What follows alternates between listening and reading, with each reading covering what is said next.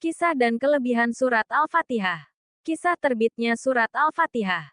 Surat Al-Fatihah, yang berarti pembukaan, merupakan surat pertama dalam Al-Quran dan memiliki kedudukan yang sangat istimewa dalam Islam. Surat ini disebut juga dengan Ummul Kitab, Induk Kitab, dan As-Sab'ul Matsani, 7 ayat yang diulang-ulang. Menurut beberapa riwayat, Al-Fatihah diturunkan di Mekah sebelum Nabi Muhammad berhijrah ke Madinah, menjadikannya termasuk dalam kategori surat Makkiyah.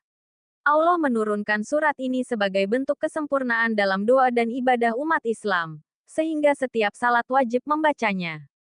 Diriwayatkan oleh Imam Ahmad dan Al-Baihaqi, Rasulullah pernah bersabda, "Demi zat yang jiwaku berada dalam genggamannya, tidaklah diturunkan dalam Taurat, Injil, Zabur, maupun dalam Al-Furqan, Al-Quran, semisal dengannya. Sesungguhnya ia adalah As-Sab'ul Matsani dan Al-Quran yang agung yang diberikan kepadaku." Hadis riwayat Tirmidzi. Nomor 3124.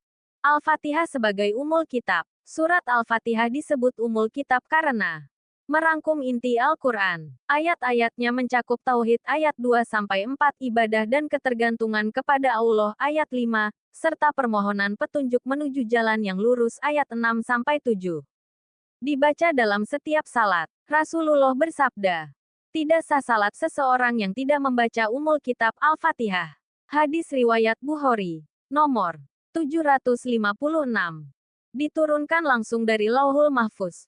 Al-Fatihah disebut sebagai surat yang sangat istimewa karena turun langsung dari Lauhul Mahfuz dan tidak ada yang sebanding dengannya dalam kitab-kitab sebelumnya.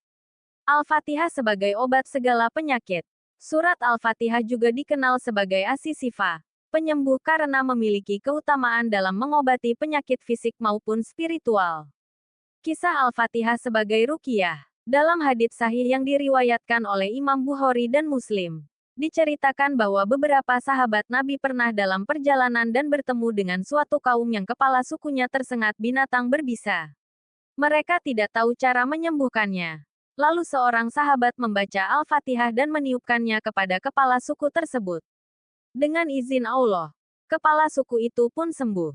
Ketika para sahabat melaporkan kejadian ini kepada Rasulullah, beliau bersabda, "Dari mana engkau tahu bahwa Al-Fatihah bisa menjadi ruqyah?" Hadis riwayat Bukhari. Nomor 5736. Dan Muslim. Nomor 2201. Dari kisah ini, para ulama mengambil kesimpulan bahwa Al-Fatihah memiliki kekuatan sebagai penyembuh atas izin Allah. Oleh karena itu, banyak ulama menganjurkan membaca Al-Fatihah untuk ruqyah syariah dalam mengobati penyakit, baik fisik maupun gangguan jin dan sihir. Cara menggunakan Al-Fatihah sebagai obat. Para ulama mengajarkan beberapa cara mengamalkan Al-Fatihah untuk penyembuhan. Membaca Al-Fatihah dengan niat memohon kesembuhan dan meniupkannya pada bagian tubuh yang sakit. Membaca Al-Fatihah pada air putih, lalu meniupkannya dan meminumnya.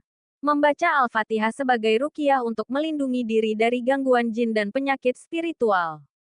Kesimpulan, Surat Al-Fatihah memiliki kedudukan yang sangat tinggi dalam Islam sebagai Ummul Kitab dan As-Sifa.